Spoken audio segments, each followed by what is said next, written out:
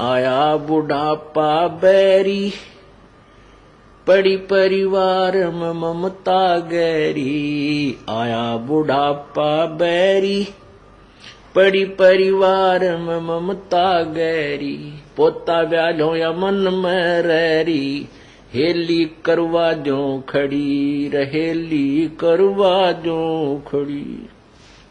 हेर नर दोख दोख लुट गया आगी अंत घड़ी। बुढ़ापे में क्या सोचा है बुजुर्ग?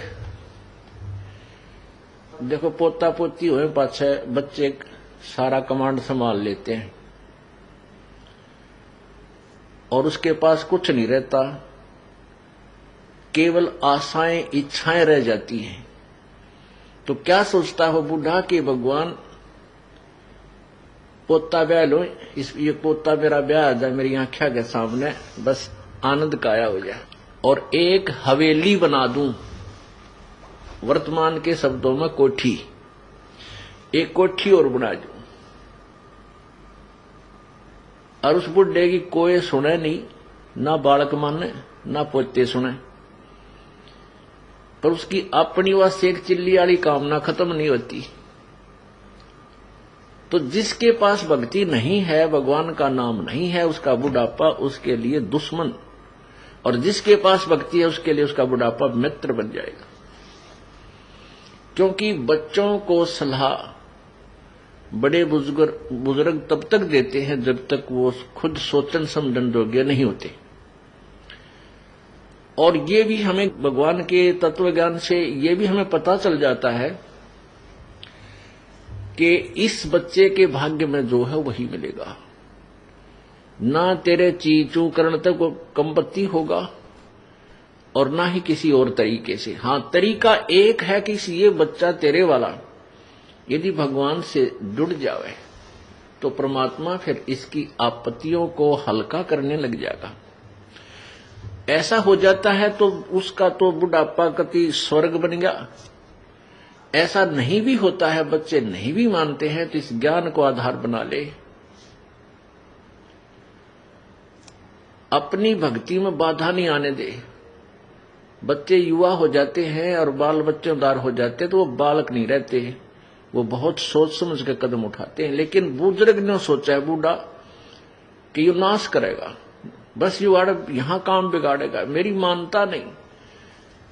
अपने समय में जैसे बचपन था हमारे, जब उस समय कुछ और माहौल था और तरह की व्यवसाय था।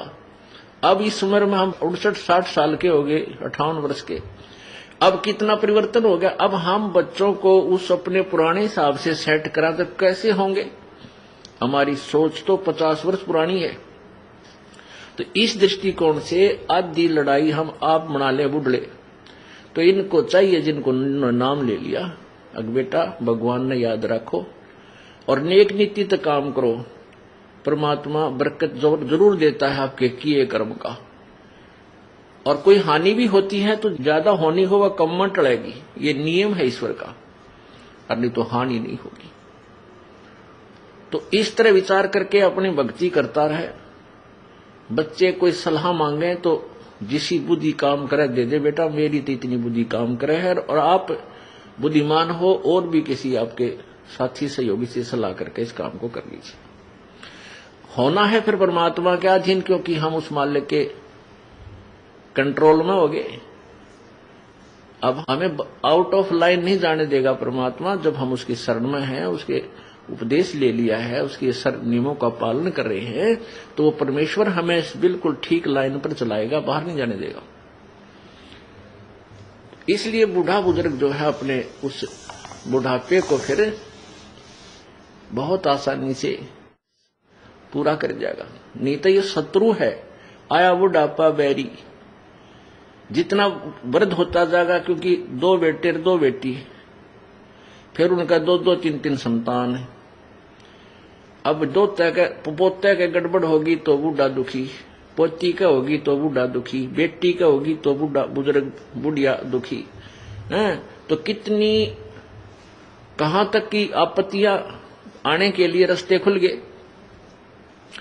और भगवान की भक्ति में जुट जा खूब डट के, और फिर ये भी होगा कि राम नाम पर जुड़ गए तो निश्चिंत हो गए, जो नाम पर नहीं लगे हैं तो संतोष हो जाएगा, भाई अपना कर्म मिलेगा बच्चे को, थोड़ा दुख होगा घना नहीं होगा। तो इस प्रकार हम